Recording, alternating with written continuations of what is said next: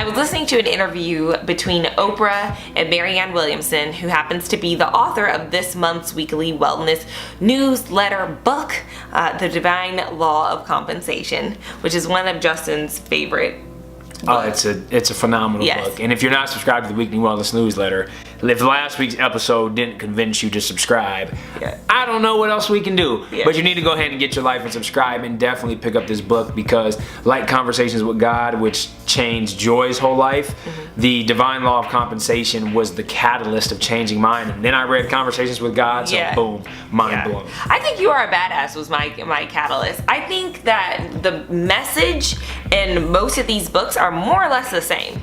They're very they're complementary to one another. Yes. They're complementary. Like, maybe one topic is more harped on, but like they touch on the same things. But the divine law of compensation, I keep saying the divine power in my mind, but it is, there's power behind it. But they had a very interesting nugget about forgiveness. I guess Oprah had called Marianne Williamson years ago about somebody who had betrayed her, and Marianne Williamson was like, listen, you need to pray for that person's happiness for 30 days straight.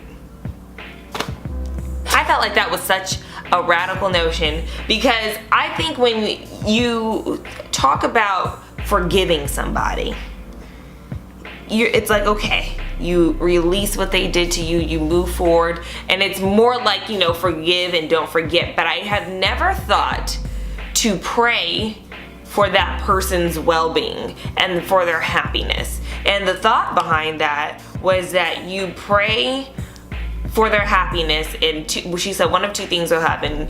Either they'll change, or you won't care anymore that they haven't. I was just like, mind blown. Yes, I love these gems. And that's actually the weekly wellness newsletter challenge for this week, that if you have anyone that you need to forgive for anything, you need to pray for their happiness for 30 days straight. And I was sitting there like, who do I need to pray for? Do I need to have somebody that I need to forgive? And the truth is, I really have done the work to forgive the people that I felt have needed forgiveness. I don't really have anyone in my life at the moment. Do you?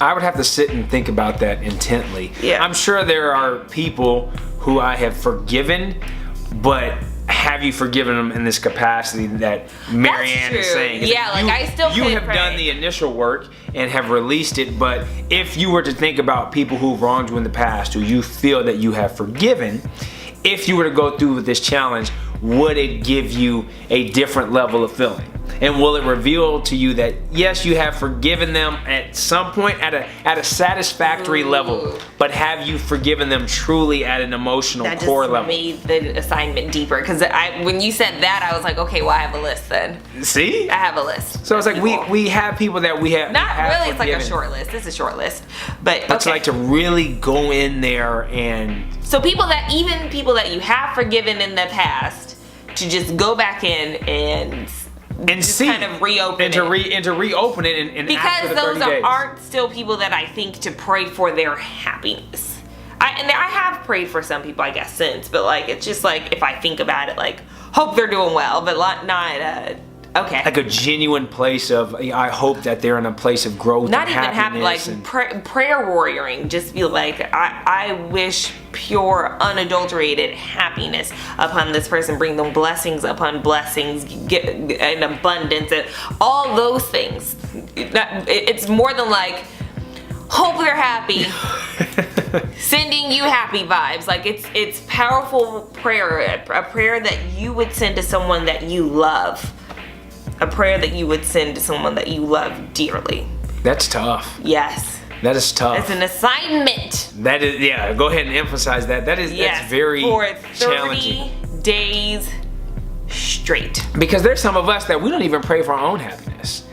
Like we don't even sit here and pray for abundance and happiness in our own lives. And when we do pray for abundance and happiness in our own lives, it's like when things are we have, that too, but we sometimes have guilt associated. I was just gonna say that. Where it's like, okay, well, if we want all of these accolades, or if we want all this money and we want all the success, is that sometimes that we are taught that there's guilt behind abundance, which is crazy. But I mean, that literally is a teaching that a lot of people struggle with, or an idea that a lot of people have struggled with. I know at some point I struggled with it. I remember when I graduated college, I said I want to make $40,000 and drive a Prius. 30. Was it 30? $30,000. Yeah, I said I want to make $30,000 a year and drive a Prius. I looked it up sideways. Justin and I had a talk. I said, sir, I am not interested in a life of mediocrity. That is not going to work for me. And had that been what you really wanted, for sure, I would have been. But like, I had known that I wanted my life to be so much bigger than that. But for in that moment, for some reason, like for months in my senior year of college, I was like, I just want to make $30,000 a year and drive a Prius. I was just such a fool. I'm so happy that you didn't manifest that. No, I didn't. Yeah, it was ridiculous. Because you were making more than that right out of college. And then when I got out there and realized I was making definitely more than that, and still was out here on the struggle, I was like, Justin, what the hell were you gonna do with $30,000 a year in a Prius? Right. Now, granted, a Prius would be an upgrade from my current whip, but so at some point, that could have been a little bit of a benefit. But it is interesting to see that when we prioritize ourselves, like we're going to focus on our well-being and we're going to prioritize our happiness and do what we love, is that there's sometimes guilt associated with that. So to be able to take that thought and pray for somebody else, like that is a major task. Yeah. It's a major task. You know what? And I'm now thinking that, so I'm gonna accept my own assignment. I'm going to make my list and I'm gonna pray for their abundance, and then I'm gonna have a separate session, and I'm gonna pray for the abundance, for my abundance as well, for 30 days straight.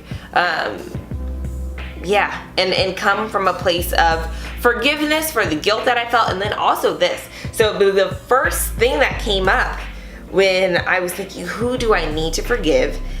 My answer was myself, and it was for quitting dance. Mm-hmm. Such a thing that I think I struggle with in and out, and I know that I did the right thing. I did not want to dance anymore. My heart was not in it, but I did do it for so long, and so many sacrifices were made for me to get the proper training so that I could excel. But I just simply fell out of love with it, and I couldn't go on anymore. And I remember talking to the professors at my college and saying, I'm just ready to be great at something. This isn't going to be the thing that I'm going to be great at. And, they were like, no, you'll change your mind, or like, don't give up. And I had to ignore that noise and kind of go within and pick what was right for me. But I do think that I have always had a little bit of guilt and a little bit of, well, what if I would have continued with it? And I know the truth is that if I would have continued with it, I still would have I wouldn't have done well, because my heart wasn't in it. And when you have an art form that's hard on your body and mentally challenging as well, because you're constantly pushing yourself, if you're not in it to win it, there's almost no point in you doing it. Very true. Yeah, there's just no, and I knew that. So, it was a hard truth to deal with. But again, I think I need to forgive myself. So in that, that's why I'm going to pray for me too. So I don't know. I'm working on it. I don't feel guilty. I know I do. I feel a little bit of guilt and not true regret, but just a little bit of regret. Like I feel like I wish I could have made it work, even though I know that given who I actually am as a person, it wasn't going to. But I wish that I could have made it work, because I'm like, man, I already put in so much time. No, I completely understand. I mean, that goes back to my whole journey with basketball.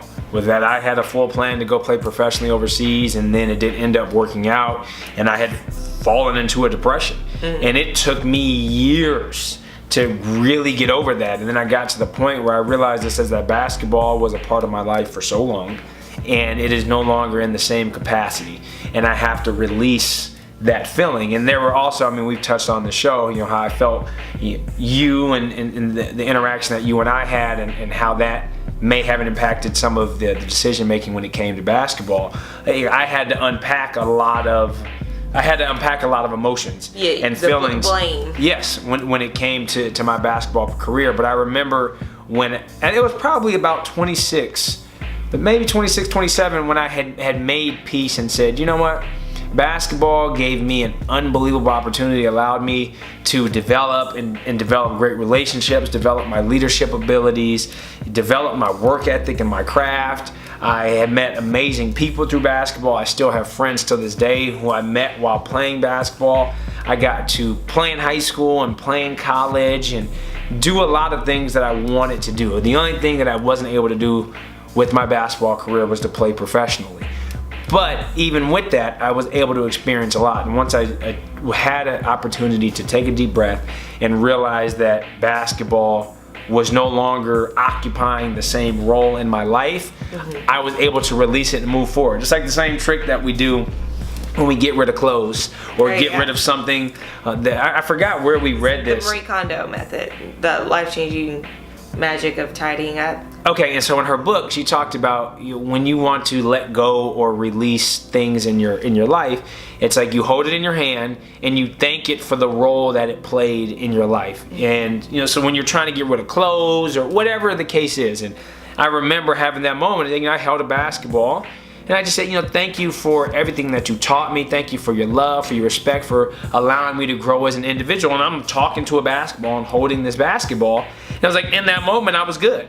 It's because I spoke to the game like I needed to. It's just like similar when Kobe retired and did he win an Oscar for that? For Dear Basketball? It's like he wrote a letter to basketball thanking the game for everything it did for him. And I guarantee you, after he wrote that, he released his entire life, and now Kobe's doing everything that is not related to basketball. I mean, he does have his new show at ESPN Plus that breaks down basketball, but he was able to move forward in life because he released it. Yeah. And that's essentially what you said in forgiving yourself. Is like I had to forgive myself for not playing professionally and release that, but thank the game for everything that it did for me. So I need to go talk to a pair of ballet slippers. Yeah, you might have to just pull out your ballet slippers and everything. I left that relationship very much just like I have to get out, and I left in the middle of the night, if that makes sense. Like no closure.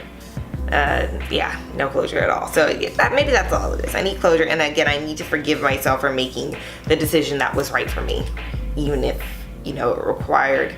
And no one is disappointed about it. I'm projecting that, but it feels like I've disappointed people, even though no one cares. Everyone's fine.